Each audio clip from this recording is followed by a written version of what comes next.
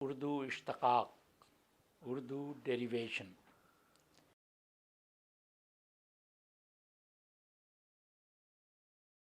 اس سبق میں آپ کو اردو کے اشتقاقی اصول کے بارے میں معلومات حاصل کرنے کا موقع حاصل ہوگا۔ اس حقیقت سے تو آپ واقف ہیں کہ زبان میں لفظ کی خاص اہمیت ہوتی ہے۔ اشتقاقی اصول تشکیل لفظ کی بنیادی مسائل کو زیر بحث لاتے ہیں، لہٰذا اس سے تشکیل لفظ سے متعلق گوناگون معلومات حاصل کی جا سکتی ہے۔ اس کی اس اہمیت کے پیش نظر زیر نظر سبق میں اردو اشتقاقی اصول کو موضوع گفتگو بنایا جائے گا۔ اشتقاقیات علم اللسان یا لسانیات کا ایک مستقل اور بعض اعتبار سے ایک اہم شعبہ ہے۔ اشتقاق تشکیل لفظ کا بنیادی اصول ہے۔ اصول اشتقاق کو بخوبی سمجھنے کے لیے ضروری ہے کہ لفظ اور ان کے اقسام کو بخوبی سمجھا جائے۔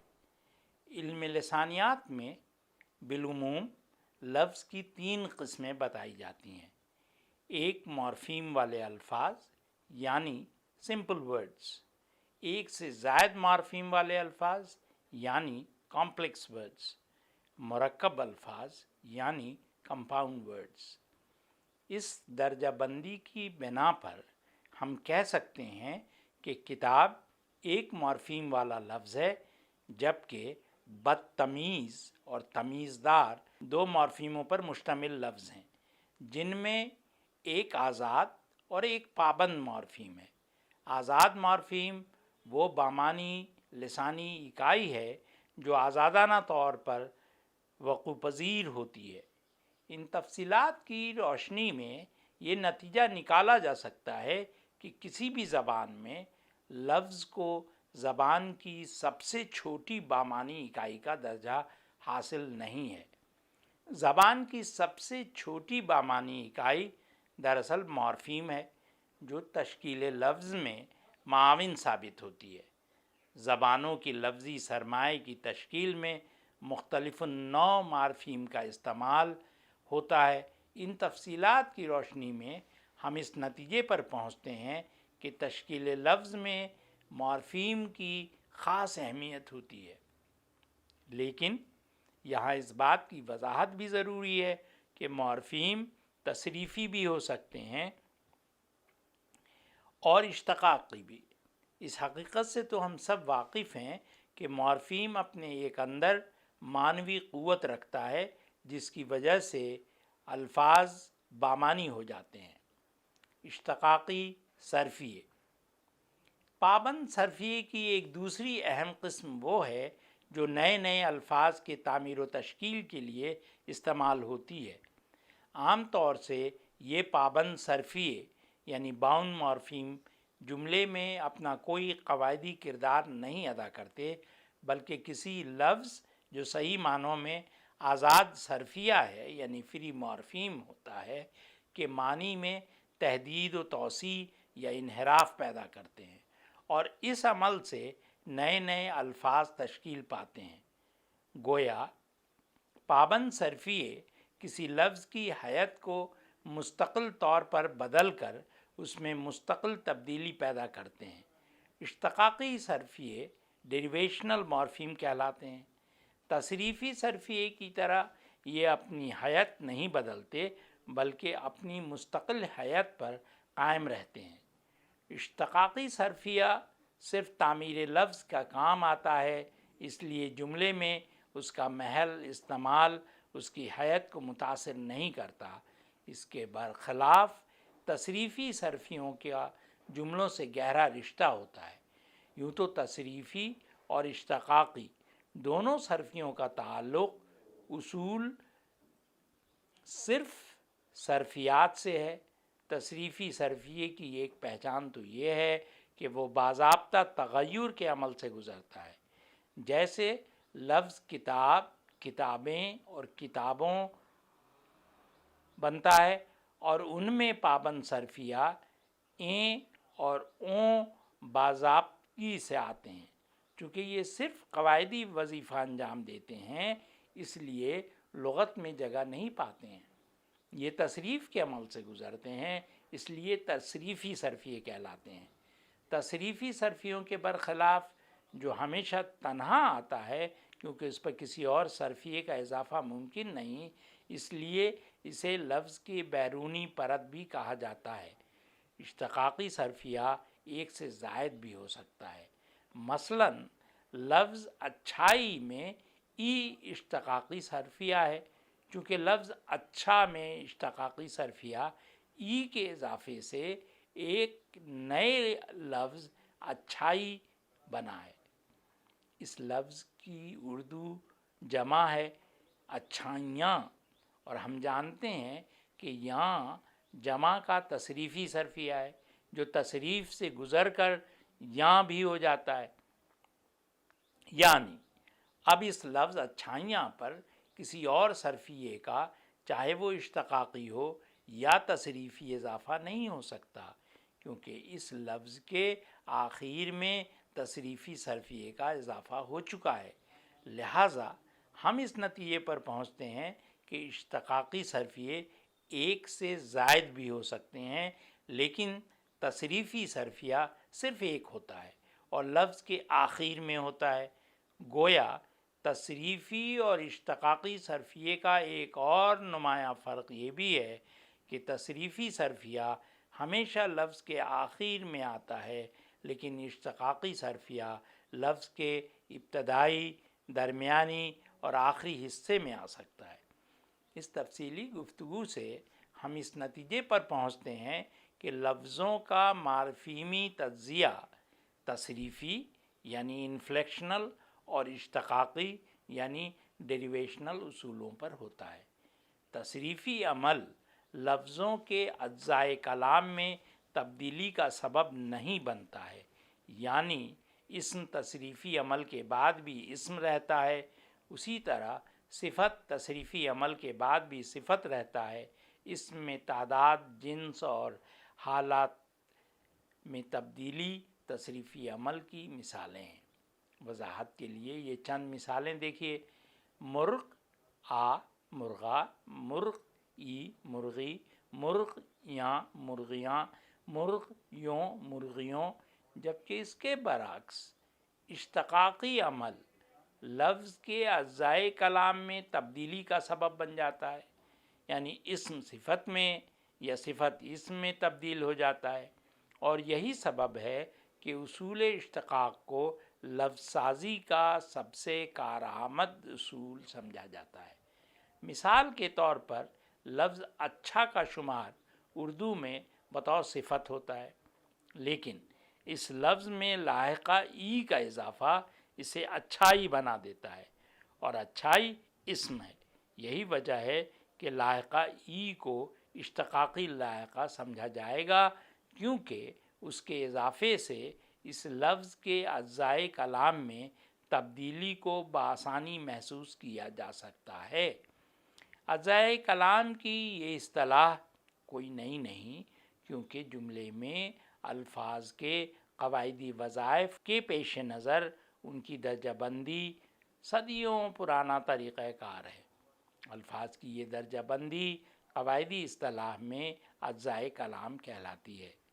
مشہور فلسفی افلاطون کی ایک تصنیف میں پہلی بار اسم یعنی اونما اور فعل یعنی رحمہ کا ذکر ملتا ہے۔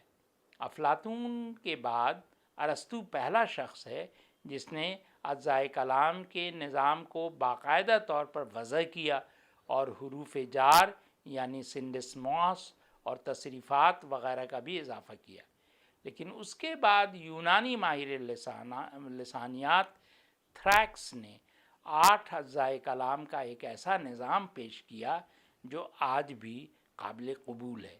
اجزائے کلام کا یہ طریقہ کار تقریباً 2000 سال سے استعمال ہوتا آیا ہے، لیکن چونکہ ابتدا سے ہی اس درجہ بندی معنوی بنیادوں پر کی گئی، اس لیے اس سے اکثر غیر ضروری اور پیچیدہ مسائل بھی کھڑے ہوتے ہیں، جس کی بنا پر بعض جدید قواعد نویسوں نے اس طریقہ کار کی مذمت بھی کی ہے۔ لیکن اس کے باوجود وہ اجزائے کلام کے تصور سے چھٹکارا نہیں پا سکے۔ اگرچہ جدید قواعد نویسوں نے اجزائے کلام کے لیے اسم و فعل کی اصطلاحیں معنوی اعتبار سے استعمال نہیں کیں، پھر بھی اس کے طریقہ کار کی بنیاد بھی اجزائے کلام کے بنیادی تصور پر قائم ہے۔ مشہور ماہر لسانیات یکبسن نے بھی اجزائے کلام کی معنوی تعریفوں کی دھجیاں اڑائی ہیں، پھر بھی اس نے اجزائے کلام کی اولیت سے انکار نہیں کیا ہے۔ یہی وجہ ہے کہ زیر نظر اسباق میں بھی اشتقاقی اور تصریفی سابقوں اور لاحقوں کے فرق کو سمجھنے کے لیے اجزائے کلام کے طریقہ کار کو اپنایا گیا ہے۔ روایتی قواعد نے اب تک اجزائے کلام کے صرف معنوی پہلوؤں پر زور دیا ہے اور ساختی قواعد صرف حیاتی پہلوؤں کو سب کچھ سمجھتی آتی ہے۔ اس افراط و تفریط سے بچنے کا واحد طریقہ یہ ہے کہ اجزائے کلام کی حیاتوں اور قواعدی وظائف کی اساس قرار دیتے ہوئے ان کے صرف انہی معنوی پہلوؤں کو اہمیت دی جائے جن کا اظہار ان کی حیاتوں میں ہوتا ہے۔ اس لیے اس سبق میں اجزائے کلام کی روایتی اصطلاحوں کو برقرار رکھتے ہوئے ان کا جائزہ اسی نقطہ نظر سے لیا گیا ہے۔ یہاں اس بات کی وضاحت بھی ضروری ہے کہ اردو میں اشتقاق کے دو طریقے رائج ہیں۔ ایک طریقہ سامی زبانوں میں مشتمل ہے اور دوسرا ہند یورپی خاندانوں کی زبانوں میں پایا جاتا ہے۔ سامی زبانیں داخلی تصریفی اور اشتقاقی ہوتی ہیں۔ چونکہ عربی سامی زبان ہے لہٰذا عربی داخلی تصریفی زبان ہے۔ اس حقیقت سے تو ہم سب واقف ہیں کہ عربی زبان کے فعلی مادے منفعل ہوتے ہیں، یعنی ان کے درمیان مسوتے نہیں پائے جاتے۔ یہ لسانی خوبی عربی قواعد کی اصطلاح میں مجرد کہلاتی ہے۔ عربی مادے بالعموم سہ مسمتی اور کچھ 3 سے زائد مسمتوں پر مشتمل ہوتی ہے۔ عصمت جاوید کے الفاظ میں ہم کہہ سکتے ہیں کہ یہ سہ مسمتی مادے ثلاثی مجرد اور 3 سے زائد مسمتوں والے مادے ثلاثی مزید افی کہلاتے ہیں۔ عربی میں فعلی مادے سے زمانہ ماضی مذکر واحد میں فعل کی ایک شکل بنا لی جاتی ہے اور پھر اسی کو اساس بنا کر اس سے نئے نئے افعال بنائے جاتے ہیں۔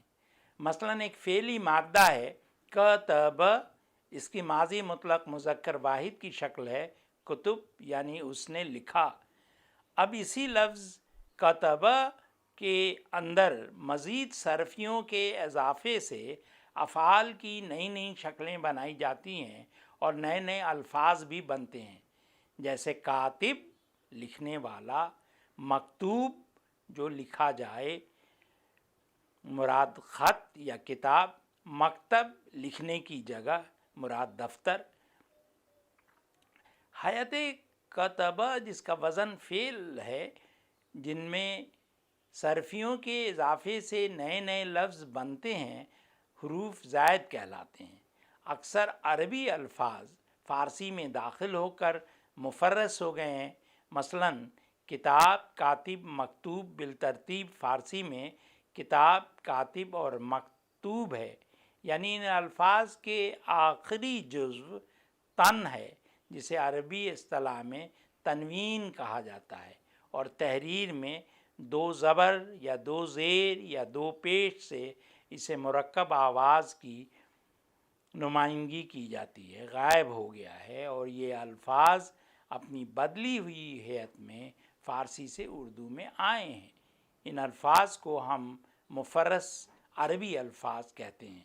چونکہ اردو میں صدہا عربی الفاظ پائے جاتے ہیں، اس لیے ہم عربی زبان کے اس مخصوص طرز اشتقاق کو نظر انداز نہیں کر سکتے، بلکہ ہمارے قواعد نویسوں نے اشتقاق کی اصطلاح صرف اسی طرز اشتقاق کے لیے استعمال کی ہے جو عربی اور دیگر سامی زبانوں میں رائج ہے، اور دوسری طرز اشتقاق کے لیے جو ہند یورپی خاندان زبانوں کے لیے مخصوص ہے، اشتقاق کی اصطلاح استعمال نہیں کی جاتی، لیکن اس سبق میں اس فرق کو ملحوظ خاطر نہیں رکھا گیا ہے۔ سامی زبانوں کے برعکس ہند یورپی خاندان کی زبانیں بیروں تصریفی ہوتی ہیں۔ ان میں نحوی رشتوں کے اظہار کے لیے الفاظ کے اندر بہت کم تغیرات ہوتے ہیں، جیسا کہ عربی جیسی داخلی تصریفی زبان میں ہوتا ہے۔ بیروں تصریفی زبانوں میں فعل کا زمانہ اور مختلف حالتیں ظاہر کرنے کے لیے لاحقے استعمال ہوتے ہیں، اور یہی لاحقے لفظ سازی کے لیے بھی استعمال ہوتے ہیں۔ لفظ سازی کے لیے استعمال ہونے والے لاحقے اشتقاقی لاحقے کہلاتے ہیں۔ اس مقصد کے لیے سابقوں اور وسطیوں سے بھی کام لیا جاتا ہے۔ عصمت جاوید کا خیال ہے کہ پہلا طرز اشتقاق دوسرے طرز اشتقاق سے بنیادی طور پر مختلف ہے، اس لیے دونوں میں امتیاز کرنے کے لیے اول ذکر کو داخلی اشتقاق اور ثانی الذکر کو خارجی اشتقاق کہا گیا ہے۔ اردو زبان میں مفرس عربی کے علاوہ فارسی دخیل الفاظ اور ہندو الاصل مشتق الفاظ بھی بکثرت پائے جاتے ہیں۔ ان الفاظ میں خارجی اشتقاق کا عمل ہوتا ہے۔ اس اشتقاق میں تعلیقیوں کی مدد سے نئے نئے الفاظ بنتے ہیں۔ خارجی اشتقاق کے ذریعے حاصل شدہ الفاظ کو قطع کرنے سے عموماً دو اجزاء ملتے ہیں، جن میں سے ایک آزاد صرفیہ اور دوسرا پابند صرفیہ ہوتا ہے۔ اردو کے اصول اشتقاق کو بخوبی سمجھنے کے لیے یہ سمجھنا ضروری ہے کہ اردو کے اشتقاقی صرفیوں کا استعمال صرف مشتق اسما میں ہوتا ہے، نہ کہ جامد اسما میں۔ اس میں جامد وہ اسم ہے جو کسی لفظ سے مشتق یا مرکب نہ ہو، مثلاً کوئلہ، لکڑی، پتھر، ایندھن وغیرہ۔ وہ جامد اسما ہیں۔ اردو ہند آریائی زبان ہے اور اس میں اکثر ایسے الفاظ پائے جاتے ہیں جن کی قدیم شکلیں ویدک سنسکرت یا ادبی سنسکرت یا قدیم پراکرتوں میں محفوظ ہیں۔ ایسے الفاظ جن کی اصل شکلوں کا سراغ ویدک سنسکرت یا ادبی سنسکرت میں نہیں ملتا، اصطلاح میں دیسی الفاظ کہلاتے ہیں۔ مثلاً اردو لفظ باپ دیسی لفظ ہے۔ الفاظ کی تاریخ و ارتقاء میں اتنے صوتی تغیرات ہوتے ہیں کہ ان کی اصلی شکلیں مسخ ہو جاتی ہیں، اور کسی لفظ کی اصل اور موجودہ شکل کے درمیان نہ جانے کتنی گمشدہ کڑیاں ہیں جن کی خانہ پوری تاریخی لسانیات کے ماہرین تخمینہ کے ذریعے کرتے ہیں۔ اس سلسلے میں کوئی دعویٰ تعین کے ساتھ نہیں کیا جا سکتا۔ اردو میں کچھ ہندی الاصل الفاظ ایسے ہیں جو بظاہر جامد معلوم ہوتے ہیں، لیکن وہ دراصل مرکب ہوتے ہیں یا مشتق۔ مثلاً اردو لفظ دیو کو لیجئے، اس کی اصل بمعنی دوسرا شوہر بتایا جاتا ہے، اور سماجی ارتقاء کی اس منزل کی یادگار ہے جب کثرت سے شادیوں کا رواج تھا۔ دروپدی کا قصہ اس کا جیتا جاگتا ثبوت ہے۔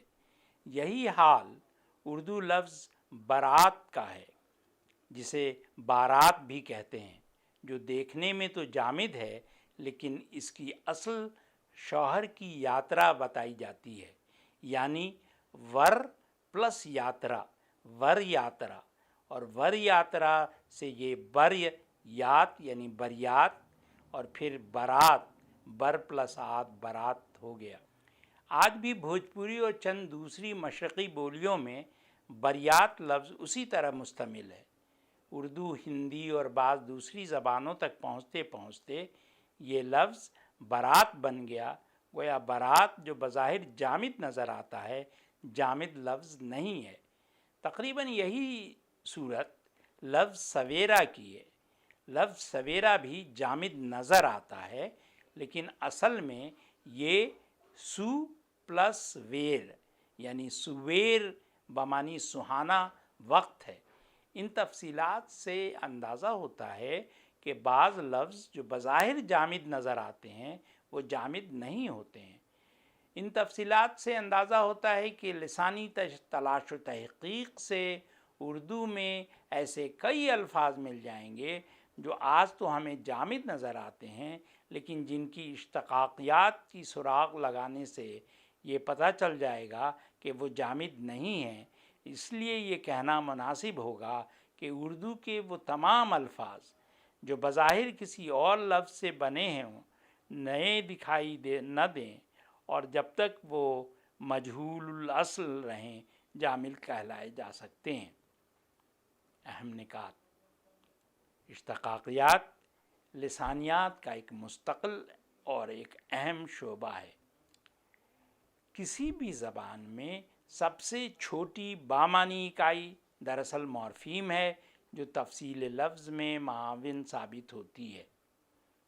کسی بھی زبان میں سب سے چھوٹی بامانی اکائی دراصل مورفیم ہے جو تشکیل لفظ میں معاون ثابت ہوتی ہے۔ وہ پابند صرفیے جو کسی لفظ کی ہیئت کو مستقل طور پر بدل کر اس میں مستقل تبدیلی پیدا کرتے ہیں اشتقاقی صرفیے کہلاتے ہیں۔ تصریفی اور اشتقاقی صرفیوں کا ایک اور نمایاں فرق یہ بھی ہے کہ تصریفی صرفیہ ہمیشہ لفظ کے آخر میں آتا ہے، لیکن اشتقاقی صرفیہ لفظ کے ابتدائی، درمیانی اور آخری حصے میں آ سکتا ہے۔ مشہور فلسفی افلاطون کی ایک تصنیف میں پہلی بار اسم یعنی اونما اور فعل یعنی رحمہ کا ذکر ملتا ہے۔ یونانی ماہر لسانیات تھریکس نے 8 اجزائے کلام کا نظام پیش کیا۔ اجزائے کلام کا یہ طریقہ کار تقریباً 2000 سال سے استعمال ہوتا آیا ہے۔ اردو میں اشتقاق کے 2 طریقے رائج ہیں۔ ایک طریقہ سامی زبانوں میں مشتمل ہے اور دوسرا ہند یورپی خاندان کی زبانوں میں پایا جاتا ہے۔ اردو کے اشتقاقی صرفیوں کا استعمال صرف مشتق اسما میں ہوتا ہے، نہ کہ جامد اسما میں۔ اسم جامد وہ اسم ہے جو کسی لفظ سے مشتق یا مرکب نہ ہو، مثلاً کوئلہ، لکڑی، پتھر، ایندھن وغیرہ جامد اسما ہیں۔